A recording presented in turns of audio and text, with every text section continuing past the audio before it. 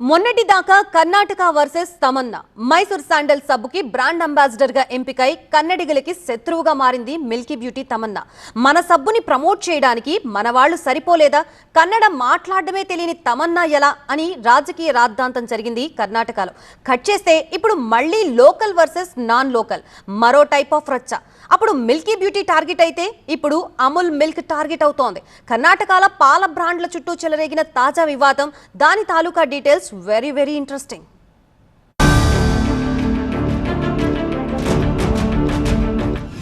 Nandini versus Amul, Congress versus JDS,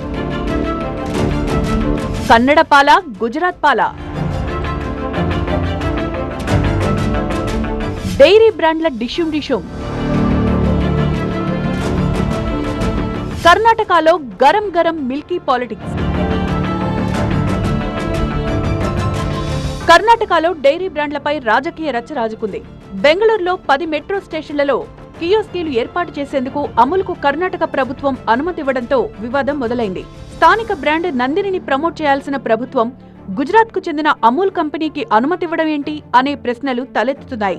అధికారంలోకి రాకముందు ఒకలా, అధికారంలోకి వచ్చిన తర్వాత మరోలా వ్యవహరిస్తోందంటూ కాంగ్రెస్ ని టార్గెట్ చేస్తున్నాయి విపక్షాలు.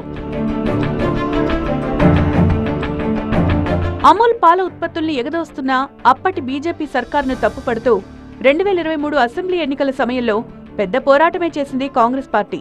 బీజేపీని ఓడగొట్టడంలో నందిని ఉద్యమం బాగా ఉపయోగపడింది. అందుకే ఫ్లాష్ బ్యాక్ ని గుర్తు చేస్తూ కర్ణాటకలో పొలిటికల్ గేమ్ షురూ చేశాయి అపోజిషన్ పార్టీలు. మన నందిని మన ఆత్మ గౌరవం, రండి కన్నడిగుల ఆత్మ గౌరవాన్ని పెంచుదాం అని ఎన్నికలకు ముందు అమూల్ విషయంలో ప్రభుత్వాన్ని కార్నర్ చేశారు కదా, ఇప్పుడు మీరు చేస్తున్నదేంటి అని విరుచుకుపడుతున్నాయి.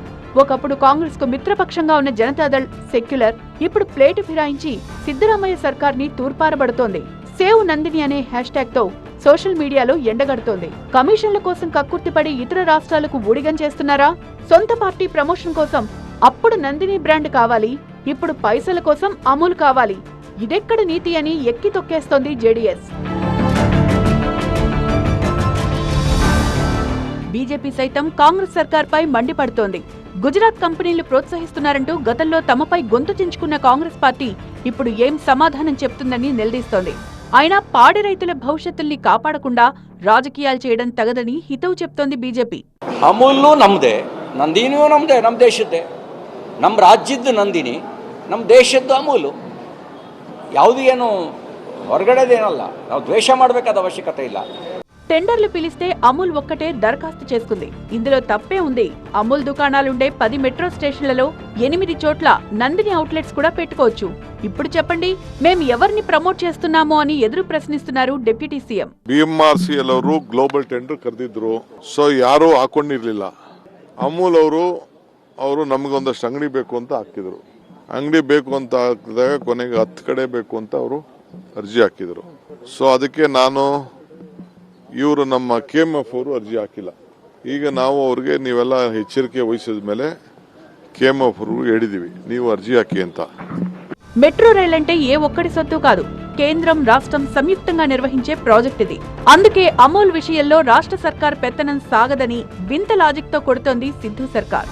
అటు ఇకపై టెండర్లలో కర్ణాటక మిల్క్ ఫెడరేషన్ కూడా పాల్గొనేలా ఆదేశాలు జారీ అయ్యాయి.